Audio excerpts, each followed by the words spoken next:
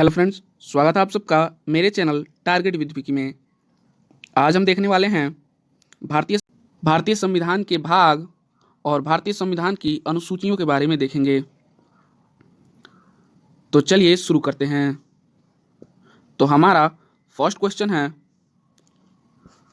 भारतीय संविधान को कितने भागों में विभाजित किया गया है? यह देखिएगा, यूपीपीसीएस 2013 से पूछा गया प्रश्न है। तो हम उन्हीं प्रश्नों को लेके आते हैं जो एग्जाम में बार बार पूछे जाते हैं और हम इसमें कुल 20 प्रश्नों का टेस्ट देंगे और साथ ही अन्य फैक्ट्स भी डिस्कस किए जाएंगे। तो ऑप्शंस हैं 16, 24, 22 और 25। तो सही आंसर है 25। जो भारतीय संविधान है उसमें भागों की जो संख्या है वह 25 है। जो मूल संविधान था हमारा, यानी 26 जनवरी 1950 को जो संविधान लागू हुआ, उस संविधान में भागों की संख्या 22 थी। उस समय भाग 22 थे। अनुच्छेद उस समय भारतीय संविधान में अनुच्छेद 395, भाग 22 और अनुसूचियों की संख्या 8 थी। जो वर्तमान समय में अनुच्छेद की संख्या 400 प्लस हो गई है, भाग की संख्या 25 हो गई हैं और अनुसूचियों की संख्या 8 से बढ़कर 12 हो गई हैं। ठीक है, तो बढ़ते हैं अगले प्रश्न की तरफ। सेकंड नंबर प्रश्न है, संविधान के किस भाग में संविधान संशोधन की प्रक्रिया का उल्लेख है? ऑप्शंस हैं भाग 3, भाग 4, भाग 20 और भाग 21। तो सही आंसर है भाग 20। भाग 20 में भारतीय संविधान का जो संविधान संशोधन की प्रक्रिया है उसका उल्लेख मिलता है। संविधान में जो संशोधन होता है इसका उल्लेख अनुच्छेद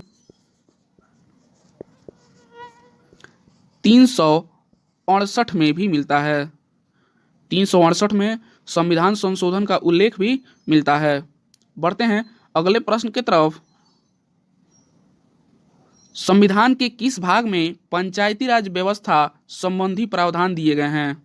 ऑप्शन भाग 9, भाग 6, भाग 3 और भाग 4 का ए। तो सही आंसर है भाग 9। भाग 9 में पंचायती राज व्यवस्था का प्रावधान दिया हुआ है।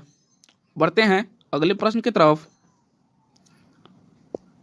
फोर्थ नंबर प्रश्न है, भारतीय संविधान के किस भाग में नगर पालिकाओं से संबंधित प्रावधान है? ऑप्शंस हैं भाग 6, भाग 7, भाग 8 और भाग 9 का ए। तो सही आंसर है भाग 9 का ए। इस भाग में नगर पालिकाओं से संबंधित प्रावधान दिए गए हैं। बढ़ते हैं अगले प्रश्न की तरफ। संविधान के किस भाग में नीति निर्देशक तत्वों का उल्लेख किया गया है? ऑप्शंस हैं तृतीय भाग में, चतुर्थ भाग में, द्वितीय भाग में या नवम भाग में।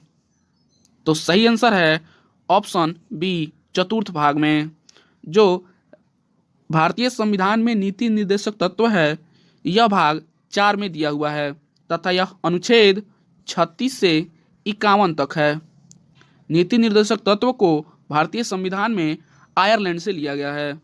बढ़ते हैं अगले प्रश्न की तरफ। 6 नंबर प्रश्न है, संविधान के भाग 1 में निम्न में से किसका वर्णन है? तो ऑप्शन देखते हैं।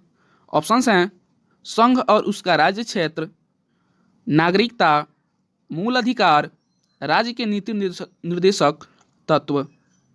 संघ और उसका राज्य क्षेत्र भाग 1 में वर्णित है। क्वेश्चन नंबर 7 है, संविधान के किस भाग में मूल अधिकार का उल्लेख मिलता है? ऑप्शंस हैं भाग 3, भाग 4, भाग 1, भाग 2। तो सही आंसर है भाग 3। भाग 3 है, इसमें भारतीय संविधान का मूल अधिकार का उल्लेख मिलता है। यह मूल अधिकार भारतीय संविधान में यूएसए के संविधान से 12 से 35 तक विस्तृत है। 12 से 35 तक में मूल अधिकार के बारे में वर्णन किया गया है। पढ़ते हैं अगले प्रश्न की तरफ। 8 नंबर प्रश्न है, भारतीय नागरिकों के मूल कर्तव्यों का वर्णन संविधान के किस भाग में दिया गया है? यह देखिएगा, यह भी प्रश्न यूपी पीसीएस 2013 में पूछा गया है। ऑप्शंस हैं भाग 1 में, भाग 4 के क में, भाग 2 में, भाग 4 में। तो सही आंसर है मूल कर्तव्य का जो विवरण है यह भाग 4 के क में मिलता है। ठीक है, इससे पहले हम देखें कि भाग 4 में और भाग 3, तो भाग 4 में राज्य का नीति निर्देशक तत्व आता है, भाग 3 में मूल अधिकार आता है और मूल कर्तव्य यह भाग 4 के क में मिलता है तथा यह अनुच्छेद 51 के क में मिलता है। मूल कर्तव्य को रूस के संविधान से लिया गया है। बढ़ते हैं अगले प्रश्न की तरफ। भारत के संविधान का भाग 4 किसके बारे में बताता है? अभी मैंने डिस्कस किया। यह देखिए, यह प्रश्न आरआरबी टीसी 2005 में पूछा गया है। ऑप्शंस हैं मूलभूत अधिकार, नागरिकता, राज्य के नीति निर्देशक सिद्धांत और मूलभूत कर्तव्य। तो भाग 4 जो है यह राज्य के नीति निर्देशक सिद्धांत के बारे में इसमें वर्णन किया गया है। यह भारतीय संविधान में आयरलैंड से लिया गया है तथा राज्य के नीति निर्देशक सिद्धांत का उल्लेख अनुच्छेद 36 से 51 तक है। ठीक है, बढ़ते हैं अगले क्वेश्चन की तरफ। संघीय कार्यपालिका की व्याख्या संविधान के किस भाग में की गई है? ऑप्शंस हैं भाग 2, भाग 3, भाग 4 और भाग 5। तो सही आंसर है भाग 5। भाग 5 में संघीय कार्यपालिका की व्याख्या की गई है। भारतीय संविधान में यहाँ पे देखिएगा जो भाग 3 है इसमें मूल अधिकार के बारे में बताया गया है तथा भाग 4 में राज्य के नीति निर्देशक तत्व के बारे में बताया गया है। तो 10 का सही आंसर हो जाएगा भाग 5। जो भाग 5 है इसमें संघीय कार्यपालिका के बारे में बताया गया है। देखते हैं अगला प्रश्न, संविधान के किस भाग में नागरिकता का उल्लेख मिलता है? ऑप्शंस हैं भाग 1, भाग 2, भाग 3 और भाग 4। तो सही आंसर है भाग 2। भाग 2 में भारतीय संविधान की नागरिकता के बारे में उल्लेख मिलता है। भाग 2 का संबंध यह अनुच्छेद 5 से 11 तक में है। इसमें बताया गया है कि कोई व्यक्ति कैसे भारत का नागरिक हो सकता है, किस प्रकार से वह भारतीय नागरिक का पद प्राप्त कर सकता है। ठीक है, बढ़ते हैं अगले प्रश्न की तरफ। 12 नंबर प्रश्न है, वर्तमान में भारतीय संविधान में कुल कितनी अनुसूचियां हैं? यह देखिए, यह आरआरबी 2006 में पूछा हुआ प्रश्न है। तो वर्तमान समय में जो अनुसूचियों की संख्या है यह 12 है और जब मूल संविधान बना उस समय अनुसूचियां जो थी वह 8 थी, लेकिन वर्तमान समय में अनुसूची की जो संख्या है यह संख्या 8 से बढ़कर 12 हो गई है। ठीक है, और मूल संविधान हमारा कब लागू हुआ? तो 26 जनवरी 1950 को।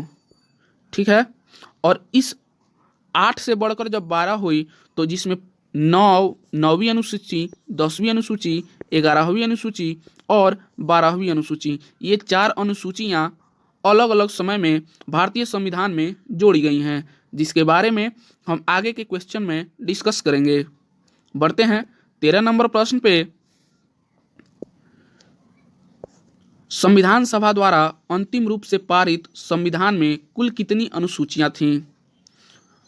तो ऑप्शंस हैं 6, 8, 10 और 12।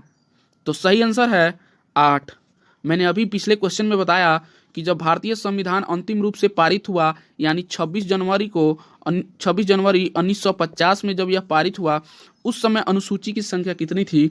तो उस समय अनुसूची की संख्या 8 थी, जो वर्तमान समय में बढ़ के 12 हो गई हैं।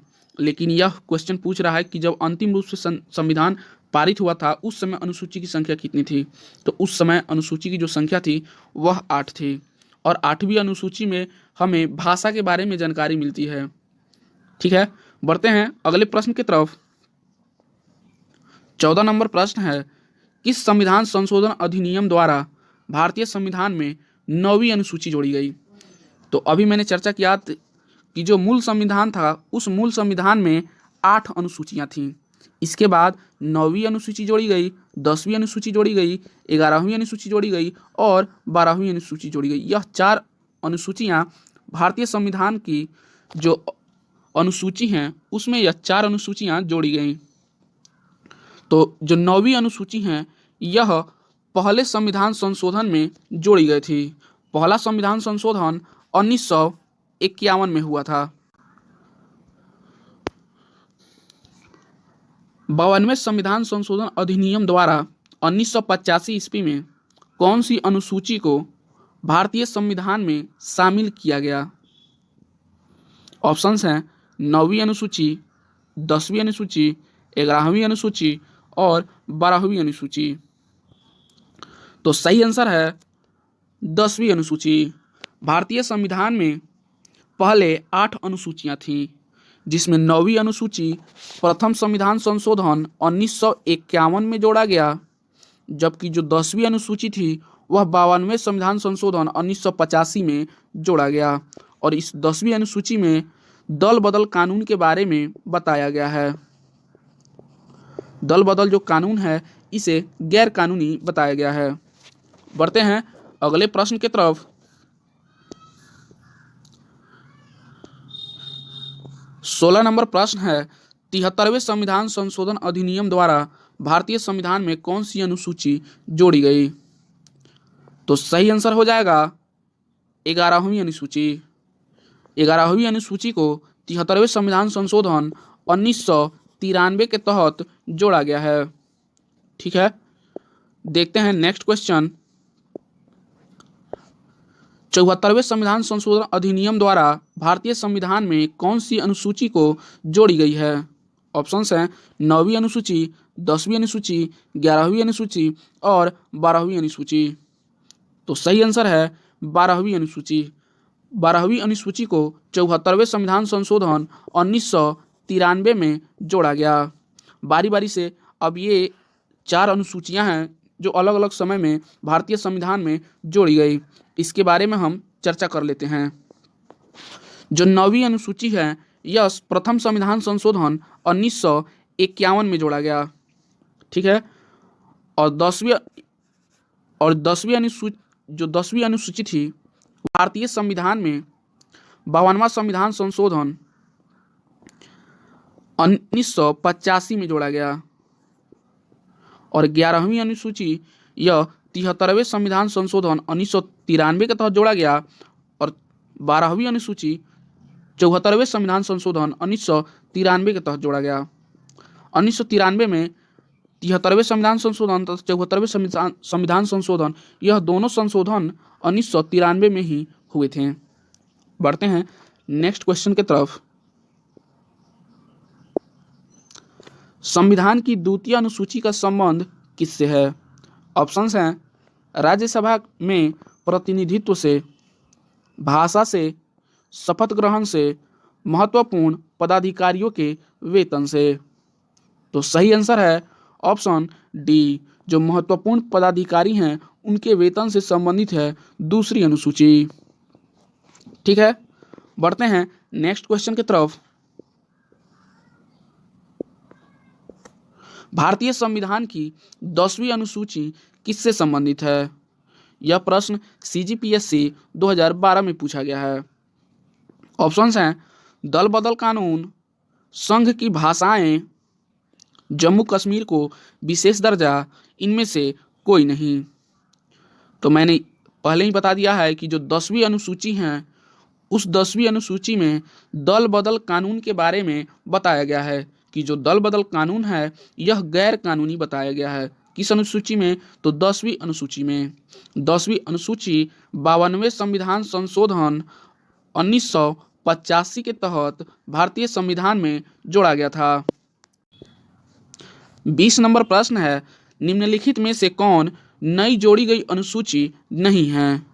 इनमें से कौन सी जो अनुसूची है वह नई जोड़ी गई नहीं है? तो ऑप्शंस हैं 8वीं अनुसूची, 9वीं अनुसूची, 10वीं अनुसूची और 11वीं अनुसूची। तो सही आंसर है 8वीं अनुसूची। 8वीं अनुसूची यह नई जोड़ी गई अनुसूची नहीं है। यह 8वीं अनुसूची मूल संविधान में ही शामिल थी। ठीक है, नई जोड़ी गई जो अनुसूचियां हैं वह 9वीं अनुसूची हैं, 10वीं अनुसूची हैं, 11वीं अनुसूची हैं और एक 12वीं अनुसूची भी जोड़ी गई हैं। वीडियो अच्छा लगा हो तो वीडियो को लाइक करें, शेयर करें और हमारे चैनल को सब्सक्राइब करें। और वीडियो के कमेंट में बताइएगा कि आपके इन 20 प्रश्नों में कितना सही हुआ। धन्यवाद।